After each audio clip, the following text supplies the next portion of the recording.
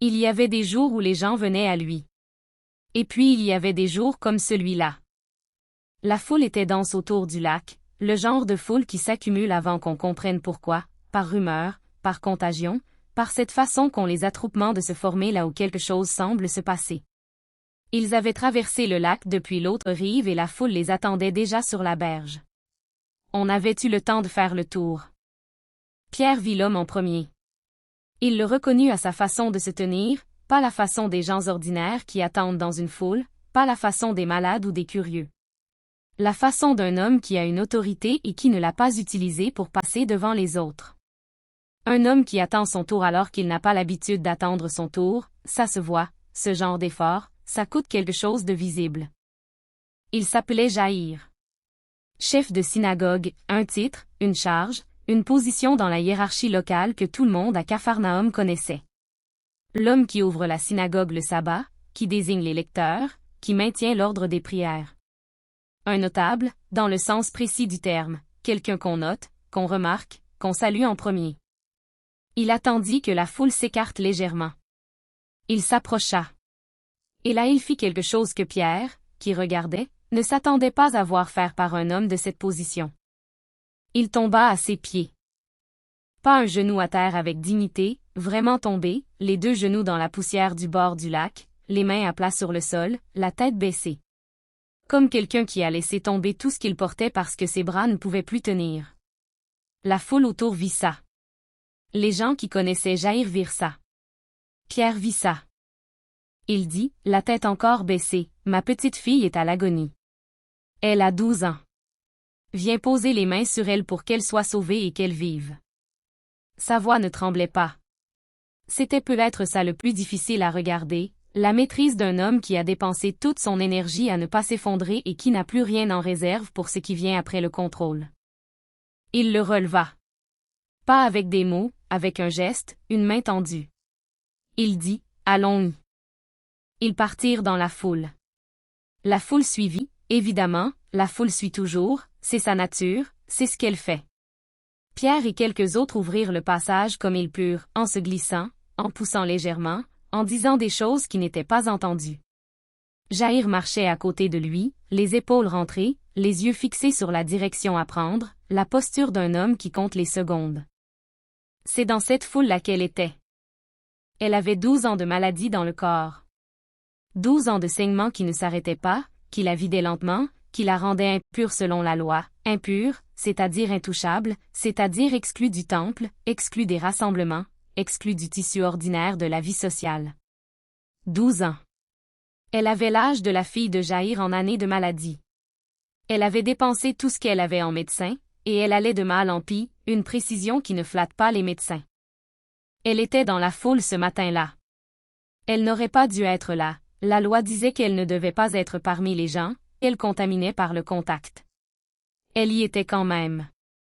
12 ans ça use les scrupules aussi bien que les économies. Elle s'était glissée dans le groupe, serrée entre les corps, les épaules rentrées, la tête basse, la façon de se déplacer de quelqu'un qui sait qu'on n'est pas censé le voir. Elle ne voulait pas lui parler. Elle ne voulait pas qu'on la voie. Elle avait un plan simple, s'approcher par derrière, toucher le bord de son vêtement, repartir sans être remarquée. Pas grandiose. Pas héroïque. Le plan de quelqu'un qui a appris depuis 12 ans à ne pas prendre de place, à ne pas demander, à obtenir ce dont on a besoin sans déranger. Elle s'approcha. La foule la comprimait. Elle tendit la main. Elle toucha le bord de son vêtement. Ce qui se passa dans son corps à ce moment-là, elle le sentit immédiatement, d'une façon qui n'avait pas besoin d'être vérifiée. Quelque chose qui s'était endu en elle depuis 12 ans se relâcha.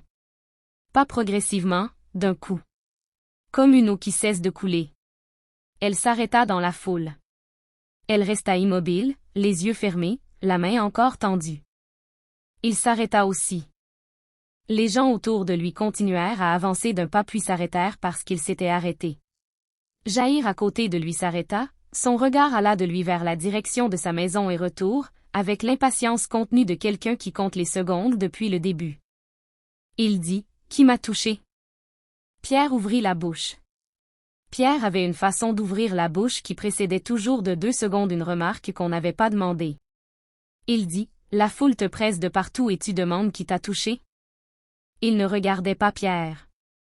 Il regardait autour de lui, dans la foule, avec une attention particulière, pas la façon dont on cherche quelqu'un, la façon dont on attend que quelqu'un se montre. Il dit, quelqu'un m'a touché. J'ai senti qu'une force est sortie de moi. Ce qu'il disait là n'était pas rhétorique. C'était une description physique de quelque chose qui s'était passé dans son corps, quelque chose qui était sorti, qui avait bougé, quelque chose dont il n'avait pas décidé. Pas un miracle planifié, pas un geste délibéré. Quelque chose qui s'était produit. Elle comprit qu'il fallait se montrer. Elle comprit ça avec la certitude froide de quelqu'un qui réalise que le plan simple ne fonctionnera pas, que l'anonymat est terminé, qu'il faut maintenant faire exactement ce qu'on voulait éviter. Elle s'avança. Elle tomba à ses pieds, le même geste que Jaïr, les deux genoux dans la poussière, mais avec quelque chose de différent dedans. Jaïr avait la dignité brisée d'un homme de pouvoir qui supplie. Elle avait la peur de quelqu'un qui sait qu'elle a enfreint les règles et qui attend la conséquence. Elle dit tout. En tremblant, les yeux sur le sol, elle dit tout sur les 12 ans, la maladie, les médecins, l'argent dépensé, la règle de la loi qu'elle avait contournée en touchant son vêtement par derrière, la guérison qu'elle avait sentie. Elle dit tout ça à voix haute, devant la foule, devant les gens qui la connaissaient peut-être, devant les gens qui ne la connaissaient pas. Il l'écouta jusqu'au bout. Il ne l'interrompit pas. Il ne la releva pas tout de suite. Il la laissa finir. Puis il dit, « Ma fille. » 2 mots. « Ma fille. » Elle leva les yeux. Il dit, « Ta foi t'a sauvée. Va en paix, et sois guérie de ton mal. » Ce n'était pas la guérison qu'il lui donnait, elle était déjà guérie, elle l'avait senti. Ce qu'il lui donnait c'était autre chose. Un nom, ma fille. Un regard qui la voyait. La confirmation publique que ce qui s'était passé était réel, qu'elle n'avait pas volé quelque chose dans le dos de la foule, qu'elle n'était pas une coupable qui s'en tirait. Une femme qui avait souffert 12 ans et qui avait eu le courage de tendre la main dans une foule hostile à sa présence même. Jaïr attendait. Il regardait la scène avec des yeux de père qui comptent les secondes depuis trop longtemps. Pas d'impatience visible, il avait trop de classe pour ça. Juste les secondes qui passaient. Les gens arrivèrent depuis la maison de Jaïr pendant qu'il parlait encore à la femme. 2 ou 3 hommes, qui avançaient vite, avec ces visages de gens qui portent une mauvaise nouvelle et qui ne savent pas comment la tenir dans leurs mains pendant le trajet. Ils trouvèrent Jaïr. Ils lui dirent à voix basse, mais pas assez basse, Pierre entendit, « Ta fille est morte. Ne dérange plus le maître. » Jaïr ne dit rien. Il ferma les yeux une seconde. Une seconde entière, les paupières closes, quelque chose qui traversa son visage et qui disparut. Il rouvrit les yeux. Il regarda devant lui, pas les messagers, pas la foule, juste devant. Il entendit. Il se retourna vers Jaïr avant que Jaïr ait dit quoi que ce soit.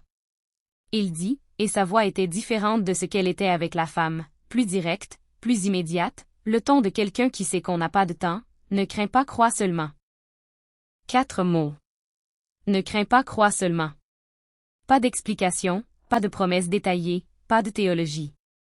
Juste ça, dit d'une façon qui demandait quelque chose d'impossible à un homme qui venait d'apprendre que sa fille était morte. Jaïr hocha la tête. Ce hochement de tête. Pierre le regarda et ne sut pas quoi en penser. Pas de la résignation, pas de la confiance non plus, pas encore.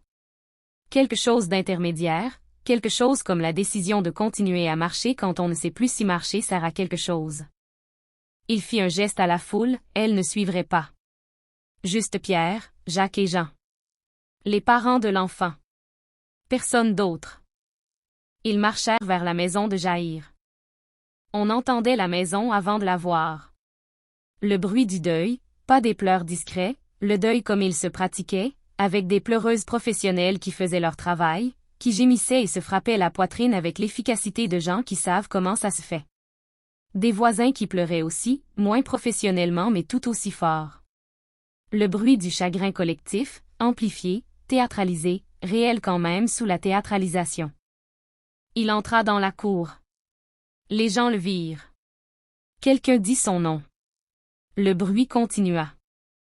Il dit, fort pour être entendu, Pourquoi ce tumulte et ces pleurs?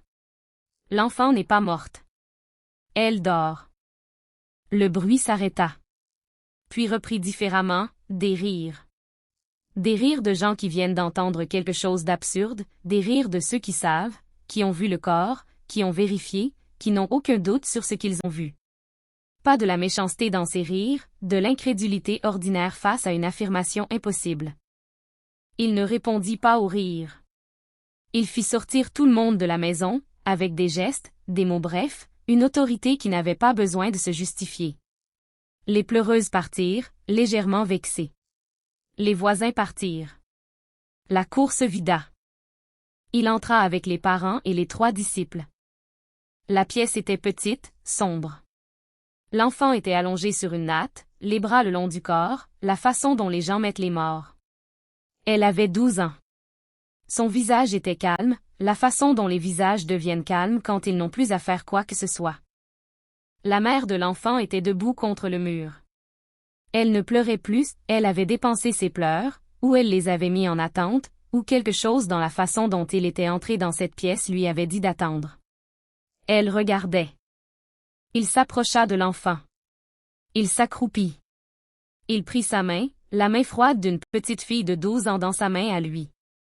Il dit, en araméen, pas en hébreu liturgique, pas en grec, l'araméen de Nazareth, la langue de tous les jours, la langue dans laquelle on parle aux gens qu'on aime, Talitha koum.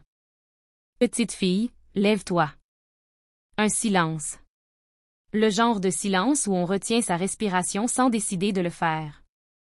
L'enfant ouvrit les yeux. Elle les ouvrit comme on ouvre les yeux quand on se réveille, pas d'un coup, progressivement, avec ce flottement des premières secondes où le monde reprend sa forme. Elle regarda le plafond. Elle tourna la tête. Elle vit sa mère. Elle vit son père. Elle vit des hommes qu'elle ne connaissait pas. Elle se leva. Elle se leva et se tint debout dans cette pièce, avec la façon un peu précautionneuse de quelqu'un dont les jambes ont besoin d'un moment pour se souvenir comment fonctionner. La mère fit un bruit. Un seul. Pas un mot, un bruit, le son de quelqu'un qui reçoit quelque chose d'impossible dans le corps avant de le recevoir dans la tête. Elle traversa la pièce. Elle prit sa fille dans ses bras. Jaïr regardait. Il ne bougeait pas. Pierre ne bougeait pas. Jacques et Jean non plus. La pièce était très petite et très pleine d'une façon qui n'avait rien à voir avec le nombre de personnes qu'elle contenait. Il se leva. Il dit, d'une voix ordinaire, pratique, le ton de quelqu'un qui pense à ce qui vient juste après, donnez-lui quelque chose à manger. La mère leva les yeux par-dessus la tête de sa fille. Elle regarda. Elle hocha la tête. Elle alla chercher quelque chose à manger. Puis il dit, et là il regardait les 3 disciples, Jaïr, la pièce entière, ne dites rien de ça à personne. Pierre ouvrit la bouche. La referma. Dehors, dans la cour, il y avait toujours les pleureuses, les voisins, les gens qui avaient entendu et attendaient. On ne pouvait pas sortir de cette pièce sans traverser ça.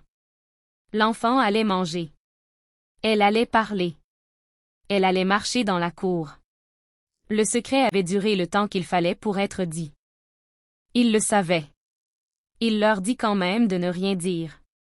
Peut-être parce que les choses importantes méritent d'être dites même quand on sait qu'elles ne seront pas tenues. Peut-être parce qu'il voulait que le premier moment soit à eux, à cette famille dans cette pièce, sans la foule, sans le bruit, sans la théologie qui allait s'accumuler sur cet événement dans les jours, les années, les siècles à venir. La petite fille mangea. Ses joues reprirent de la couleur. Ses yeux regardèrent sa mère avec la façon dont les enfants de 12 ans regardent leur mère quand elles ne savent pas encore tout ce qui vient de se passer. Ils sortirent. La foule était toujours là.